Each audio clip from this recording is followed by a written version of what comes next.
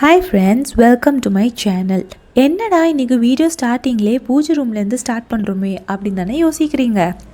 ஆமாங்க, நம்ம டாபிக் இன்றைக்கி என்ன, ஒரு பாசிட்டிவ் வீடை பாசிட்டிவாக எப்படி வச்சுக்க போகிறோம் அப்படின்றது தான் டாபிக். ஸோ மங்களகரமாக நம்ம எங்கள் வீட்டில் பாசிட்டிவிட்டி அப்படின்னு எல்லோரும் நினைக்கிறோமோ அங்கேருந்து ஸ்டார்ட் பண்ணலாம் அப்படின்றத நான் யோசித்தேன்.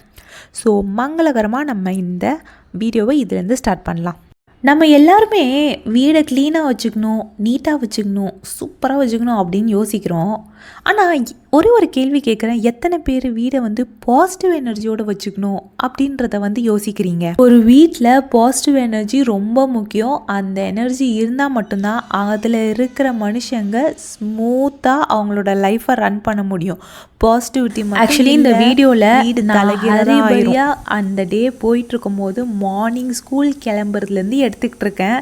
இதில் எந்த எடிட், இது பிஹைண்ட் சீன்ஸ் இந்த வீடியோவில் எதுவுமே கிடையாது.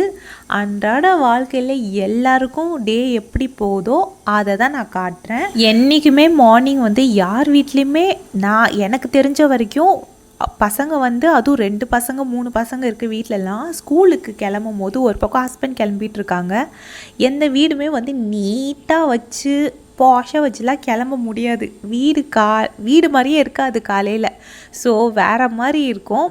பட் அதனால வீட்டில் ஒரு நெகட்டிவிட்டி இருக்குன்றத சொல்ல முடியாது. எவ்வளோக்கு எவ்வளோ வீடு மெஸ்ஸி ஆகுதோ, நம்ம பசங்களோட டாய்ஸு இல்லை எல்லா திங்ஸும் போட்டு இல்லை கிச்சனில் எவ்வளோக்கு எவ்வளோ மெஸ்ஸியாக இருக்கோ, நான் அதை தாங்க பாசிட்டிவிட்டின்னு சொல்வேன். இந்த க்ளீனாக யாருமே இல்லாமல் ஏதோ பேய் பங்களான்னு சொல்லுவாங்களே, யாருமே இல்லாமல் அப்படி இருக்க வீடெலாம் நான் பாசிட்டிவ் அப்படிலாம் நான் அப்படி இருந்தால் தான் பாசிட்டிவ் அப்படின்றதெல்லாம் நான் சொல்ல மாட்டேன்.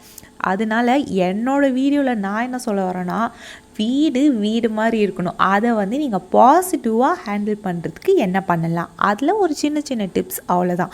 அதுக்காக நீங்கள் க்ளீன் பண்ணிக்கிட்டே இருக்கணும், அப்போ தான் வீடு பாசிட்டிவாக இருக்கும், அதெல்லாம் நான் சொல்ல வரல. ஸோ வீடியோவை ஸ்கிப் பண்ணாமல் கேளுங்க, அப்போ தான் நான் என்ன சொல்ல வரேன்றது உங்களுக்கு. வெறும் சுற்றி செவுரை மட்டும் கட்டி வச்சுட்டு இது தாங்க என் வீடு அப்படின்லாம் சொல்ல முடியாதுங்க.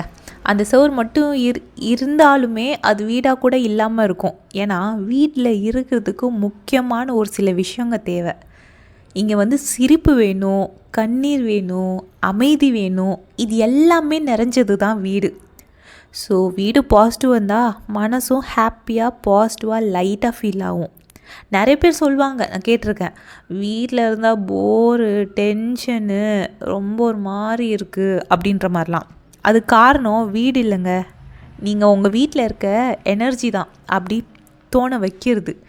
எனக்குலாம் எப்படி தெரியுமா இருக்கும், எங்கே வெளியே போய் சுற்றிட்டு வந்தாலும் எப்படா நம்ம வீட்டுக்கு வருவோம் அப்படின்ற மாதிரி தான் இருக்கும். எங்கள் வீடு ரொம்ப பெருசு அப்படிலாம் சொல்ல முடியாது. ஒரு 3 ரூம் 4 ரூம் அப்படி தான் இருக்கும்.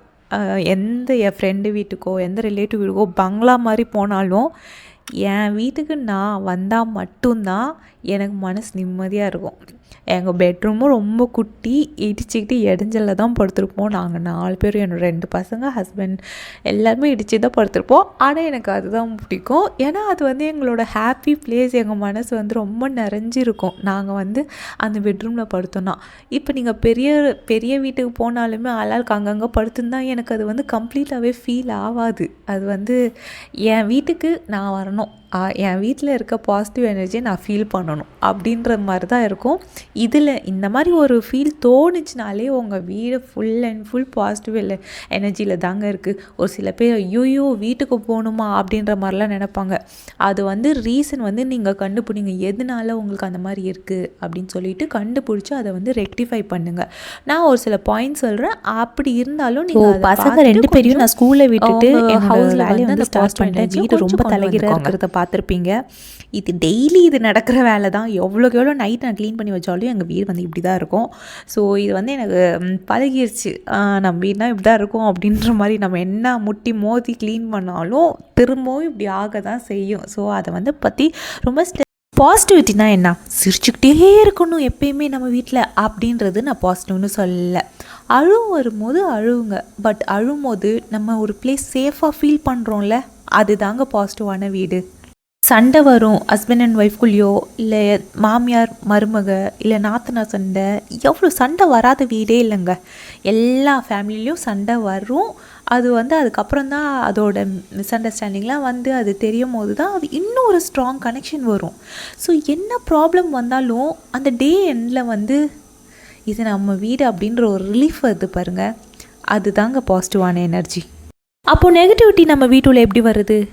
நெகட்டிவிட்டி ஒரு பேய் மாதிரிலாம் வராதுங்க, ரொம்ப சைலண்ட்டாக வரும், ரொம்ப அமைதியாக இருக்கும் வீடு, யாருமே இல்லாத மாதிரி ஒரு ஃபீல் வரும், ஆனால் எல்லாருமே இருப்பாங்க. அது ரொம்பவே நெகட்டிவான எனர்ஜி, அது ரொம்ப ஹர்ட்டாக கூட நம்மளை ஆகும். எனக்கு யாருமே இல்லை, என்னை யாருமே புரிஞ்சுக்க மாட்டேங்கிறாங்க அப்படின்னு ஒரு நெகட்டிவ் தாட்ஸ் மாறி மாறி மாறி வரும். எவ்வளோ தூங்கினாலும் காலையில் டயர்டாக எந்திரிக்கிறது, இல்லை தீராத சண்டை, ஒரு சொல்யூஷனே வராத ஒரு சண்டை, இதெல்லாம் இருக்கும்போது இதெல்லாம் அகெயின் டெய்லி ரிப்பீட் ஆகும். ரிப்பீட் ஆச்சுன்னா அதுதாங்க அங்கே தான் மிஸ்டேக் ஏதோ ஒன்று இருக்குது, உங்கள் வீட்டில் ஒரு நெகட்டிவிட்டி இருக்குன்றது. ஸோ இதுக்கு சொல்யூஷன் ஒரு தொடப்பத்தை எடுத்து குப்பையை பெருக்கி தள்ளி க்ளீன் பண்ணுற மாதிரி இல்லைங்க, நம்ம மனசை வந்து காம் பண்ணணும். ஸோ அந்த காம் பண்ணுற எக்ஸசைஸை ஸ்டார்ட் பண்ணுங்க. ஸோ டெய்லி ஒரு ஸ்மால் ஹேபிட்ஸ், இது பெரிய வாஸ்து அந்த மாதிரிலாம் இல்லைங்க. மார்னிங் எழுந்தமே ஒரு டீப் ப்ரீத் பண்ணுங்கள்.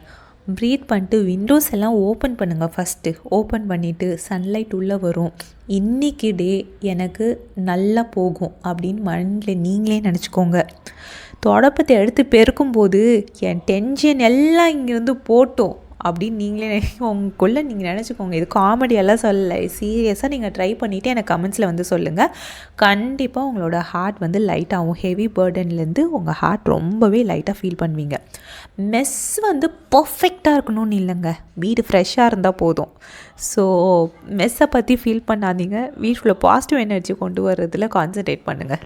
வீட்டில் நீங்கள் யூஸ் பண்ணுற வேர்ட்ஸ் ரொம்பவே நம்மளோட வீட்டில் வந்து இம்பேக்ட் கொடுக்கும். ஸோ தப்பித்தவறி ரொம்ப டிமோட்டிவேட்டான வேர்ட்ஸ்லாம் உங்களுக்குள்ளே நீங்கள் சொல்லிக்காதீங்க. அதுக்கு பதிலாக என்னால் முடியும், சரி விடு நெக்ஸ்ட் டைம் பார்த்துக்கலாம், இல்லைனா விடு பார்த்துக்கலாம், இதுக்கு ஏன் நீ வந்து இவ்வளோ டென்ஷன் ஆகுற, கூலாக ஹேண்டில் பண்ணு, இந்த மாதிரி வேர்ட்ஸ்லாம் யூஸ் பண்ணுங்கள். யாருக்கும் கோவம் வராமல் இருக்காது, டென்ஷன் வராமல் இருக்காது, எல்லாருமே மூட் அவுட் ஆகும். பட் அதை வந்து கொஞ்சம் ஜென்டிலாக ஹேண்டில் பண்ணுங்கள்.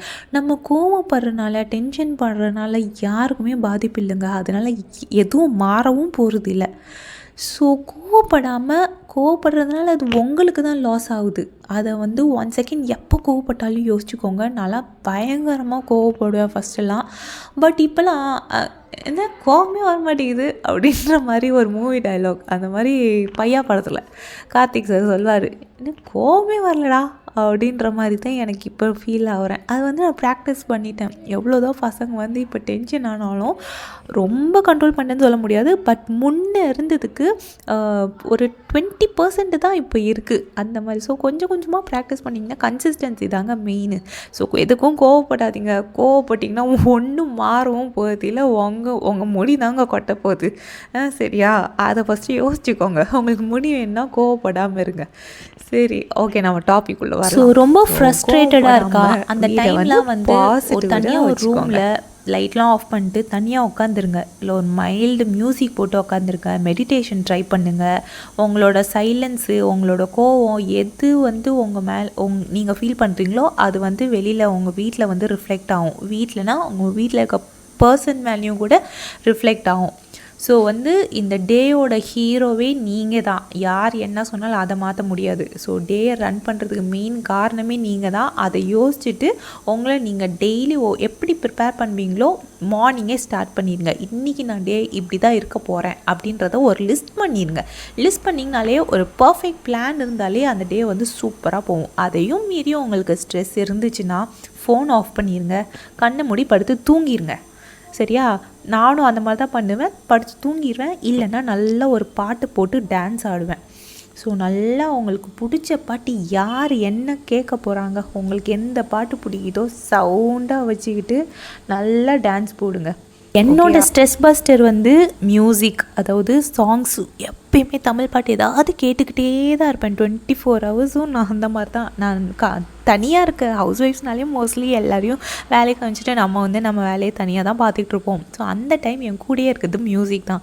ஸோ அந்த மாதிரி உங்களுக்கு வந்து எது ஸ்ட்ரெஸ் பஸ்டராக இருக்குது, உங்களோட பேஷன் என்ன, உங்களுக்கு ட்ராயிங் பிடிக்குமா, உங்களுக்கு டான்ஸ் பிடிக்குமா, உங்களுக்கு அந்த மண்டலா ஆர்ட்ஸ் பிடிக்குமா, அதெல்லாம் வந்து தெரிஞ்சு வச்சுக்கோங்க. க்ளீனிங் கூட எனக்கு ரொம்ப பிடிக்கும். ஸோ அந்த மாதிரிலாம் பண்ணிங்கன்னா வந்து உங்களுக்கு ஹார்ட் வந்து லைட்டாகவும் டைம் போகிறதும் தெரியாது. மற்ற இதுக்கெல்லாம் யோசிக்கணுன்ற நம்மளுக்கு அவசியமே இல்லைங்க. ஸோ நடுவில் எனக்கு பிடிச்ச பாட்டையும் நான் வந்து கிளிப் அடுத்து வீட்டில் பூஜை பண்ணுங்கள். டெய்லி சாமி கும்பிடுங்க, விளக்கேற்றுங்க, சாம்பிராணி போடுங்க. வீடை வந்து சாம்பிராணி போட்டாலே வீட்டில் வந்து ஒரு ஃப்ரெஷ் ஃபீலிங் வரும். பசங்களுக்குமே வந்து அந்த ஃப்ரெஷ்ஷு எவ்வளோ டவுனாக இருந்தாலுமே அவங்களுக்கு கொஞ்சம் பிரிஸ்காக வாங்க அந்த ஸ்மெல்லாக இருக்கும் போது. ஸோ எப்பயுமே வந்து பூஜை ரூம் வந்து க்ளீனாக பளிச்சுன்னு வச்சுக்கோங்க. ஏன்னா எவ்வளோ தான் மனசு பாரமாக இருந்தாலும் யார்கிட்டையுமே நம்ம இப்போ குழந்தைகிட்ட இல்லை ஹஸ்பண்ட் கிட்ட இல்லை அப்பா அம்மா கிட்ட கூட ஷேர் பண்ண முடியாத நிறையா விஷயம் இருக்கும். நான்லாம் ஒரு சில டைம் நான் முன்னெல்லாம் குட்டியாக இருக்கும்போது கோவிலுக்கெலாம் போகும்போது அவ்வளோ சாமி கும்பிட மாட்டோம். ஏதோ அப்பா அம்மா சாமி கும்பிட்றாங்களா கூட நின்றுட்டு விபூதியை பூசிட்டு வந்துடுவோம். ஆனால் வாழ்க்கையில் கஷ்டம்னு ஒன்று வரும்போது தான் சாமியை பார்த்துட்டு யார்கிட்டையுமே சொல்ல முடியாது. சாமியை பார்த்துட்டு கண் கலங்கி மைண்டுள்ள தான் பேசிட்டு நிற்போம். ஏன்னா அது வெளியே கூட சொல்ல முடியாது. அவ்வளோ நேரம் நின்று சாமி கும்பிட்டுட்டு அப்புறம் வரும். ஸோ லைஃப்பில் இப்போ அந்த மாதிரி டைம்லாம் வந்து நம்ம நிறையா கடக்க வேண்டியது இருக்குது. வீடை பாசிட்டிவ் எனர்ஜியாக வச்சுக்கிட்டு டிசப்பாயின்மெண்ட் ஆனீங்கன்னா டீப் க்ளீனிங்னு எல்லா ரூமுக்கும் உக்காந்திங்கன்னா அதுவே வந்து நம்மளுக்கு ஒரு மாதிரி இது ஆக்கிரும், போடா அப்படின்ற மாதிரி ஆக்கிரும். ஸோ அந்த மாதிரி பண்ணாதீங்க. ஸோ கீழே இருக்க திங்ஸு அதை வந்து அந்தந்த இடத்துல வைங்க. எப்போ உங்களுக்கு தோணுச்சுன்னா அன்றைக்கி டீப் க்ளீன் பண்ணுங்கள். ஸோ டெய்லி பண்ணணுன்ற அவசியம் இல்லை. நான் சொன்னல எனக்கு ரொம்ப பிடிச்ச பாட்டு அப்படின்னு சொல்லிட்டு இந்த பாட்டு தான். அது ஏன் தெரியாது, உங்களுக்கும் பிடிக்கும்னா எனக்கு கமெண்ட்ஸில் சொல்லுங்கள். ஸோ என்னோடய பையன் வந்து அவரோட ஸ்கூல் கலரிங் காம்படிஷனில் 3rd ப்ரைஸ். ஸோ அதனால் கூப்பிட்டு போய் பசில்ஸ் வாங்கி தந்தேன். பசில்ஸ்னால் அவருக்கு ரொம்ப பிடிக்கும். ஸோ பாசிட்டிவ் நிறைஞ்சதுன்னா வீட்டில் பாராட்டுகளும் அவார்டுகளும் நம்மளை தேடி வருங்க. ஸோ அதை மைண்டில் வச்சுக்கோங்க. நான் எப்போயுமே வந்து கிச்சன் எவ்வளோ மெஸ்ஸியாக இருந்தாலும் ஃபஸ்ட்டு எடுத்தமே கிச்சனை தான் வந்து க்ளீன் பண்ணுவேன். ஏன்னா கிச்சனை க்ளீன் பண்ணேன்னா ஹோல் வீடியோ க்ளீன் பண்ணிட்டேன் அப்படின்ற மாதிரி ஒரு எண்ணம் வரும். அடுத்து வந்து நான் சிங்க் எல்லாத்தையும் டீக்ளர் பண்ணிவிட்டு நான் நெக்ஸ்ட்டு போகிற இடம் வந்து பெட்ரூம் தாங்க. பெட்ரூமை வந்து எப்போயுமே நீட்டாக வச்சுக்கணும்னு நினைப்பேன். ஏன்னா நம்ம சோகமோ ஹாப்பியோ வரிஸோ எதுனாலும் சந்தோஷமாக எதுனாலும் நம்ம வந்து ஷேர் பண்ணுற இடம் வந்து இந்த பெட்டு தான். ஸோ எவ்வளோ அழுக வந்தாலும் தலானியை கட்டி பிடிச்சிட்டு தேம்பி அழுக வேண்டியது யாருக்கும் சொல்லாமல். அதுக்கப்புறம் ஒரு 10 நிமிஷம் அழுதுட்டு எல்லாம் சரியாக போயிடுச்சு அப்படின்னு சொல்லிட்டு எந்திரிச்சு வர வேண்டியது. அப்படின்ட்டு இருக்கும்போது இது ஒரு உயிர் உள்ள ஜீவன் தாங்க நானும் யோசிப்பேன். ஏன்னா இது மேலே படிச்சுட்டு நான் அழுகும் போது எல்லாமே சரியாயிடுச்சு அப்படின்ற மாதிரி தான் தோணும். ஸோ க்ளீன் பண்ண உடனே என் பையன் வந்து ஏறி குதிக்க ஆரம்பிச்சு. எவ்வளோ சோகம் எவ்வளோ சண்டை எல்லாத்தையும் முடிஞ்சிட்டு அந்த டேயோட எண்டிங்கில் வந்து படுக்கிற இடங்க அது. ஸோ டேக் கேர் பண்ணிக்கோங்க அதை. ஸோ வீடை நல்லா மாப் பண்ணி முடிச்சாச்சு. இதுக்கு முன்னாடி நான் போட்ட வீடியோஸ்க்கு எனக்கு நல்ல ரெஸ்பான்ஸ் இருக்குது. என்னோடய வீடியோ உங்களுக்கு பிடிச்சிருந்தா நீங்கள் எனக்கு கமெண்ட்ஸில் சொல்லுங்கள். எந்த பார்ட் பிடிச்சிருந்தது, உங்கள் லைஃப்பில் எந்த எக்ஸ்பீரியன்ஸ் நீங்கள் ஃபீல் பண்ணிக்கிறீங்க, இது எல்லாமே சொல்லுங்கள். சொல்லிவிட்டு நிறைய பேர் சப்ஸ்கிரைப் பண்ணாமல் பார்க்குறீங்க. ஸோ சப்ஸ்கிரைப் பண்ணிவிட்டு பாருங்கள். என் வீடியோ பிடிச்சிருந்தா லைக் பண்ணுங்கள், ஷேர் பண்ணுங்கள், கமெண்ட் பண்ணுங்கள். இந்த பெல் ஐக்கானை கிளிக் பண்ணிக்கோங்க மறக்காமல். அப்போ தான் நான் போடுற நெக்ஸ்ட் வீடியோ உங்களுக்கு நோட்டிஃபை ஆகும். நீங்களும் டக்குன்னு அதை பார்க்கலாம். ஸோ கோலம் போட்டு நம்மளோட வீடியோ முடிச்சிடலாம். கோலம் நல்லா இருக்கா? ஓகே ஃப்ரெண்ட்ஸ், நெக்ஸ்ட் வீடியோவில் பார்க்கலாம். அன்டில் தென் பாய்.